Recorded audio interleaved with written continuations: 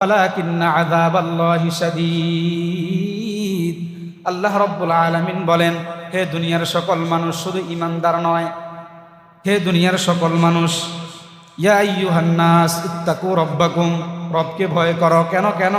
ইন্না জালজালাতাস সাআতি শাইউন আযীম, কিয়ামতের প্রকম্পন বড়ই সাংঘাতিক হবে। কিয়ামতের কম্পন খুবই মারাত্মক হবে, অনেক সাংঘাতিকভাবে হবে। এই জন্য তোমরা রব্বে কারিমকে ভয় করো। যেদিন তোমরা দেখতে পারবে, ইয়াউমা তারাউনাহা, নিজেরাই প্রত্যক্ষ করতে পারবে, প্রত্যক্ষদর্শী হয়ে যাবে।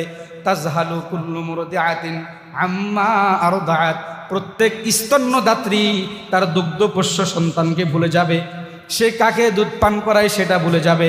কিয়ামতের বিভীষিকাময় অবস্থা, কিয়ামতের ভয়াবহ অবস্থা এমন হবে, প্রতিটি দুধ পানকারিণী মহিলা, স্তন্যদাত্রী তার দুগ্ধপোষ্য সন্তান, কাকে সে দুধ পান করাচ্ছে, কাকে সে দুধ পান করিয়েছে, কাকে সে দুধ পান করাবে, এটা সে ভুলে যাবে।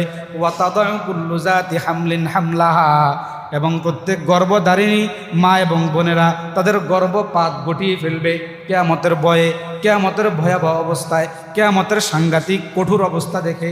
শুধু তাই না, আল্লাহ রাব্বুল আলামিন বলেন, ওয়া তারান নাসা সুকারা, দুনিয়ার সকল মানুষকে দেখতে পাবে সবাই নেশাগ্রস্ত হয়ে আছে, সবাই মাতাল হয়ে আছে।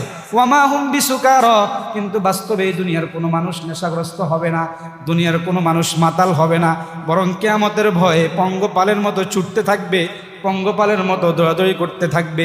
মনে হয় যেন মাতাল হয়ে গেছে, মনে হয় যেন সে নেশাগ্রস্ত হয়ে গেছে, আসলে হয় নাই। ওয়ালাকিন্না আযাবাল্লাহি শাদীদ, বরং রব্বে কারিমের আযাব অনেক শক্ত, রব্বে কারিমের শাস্তি অনেক মারাত্মক।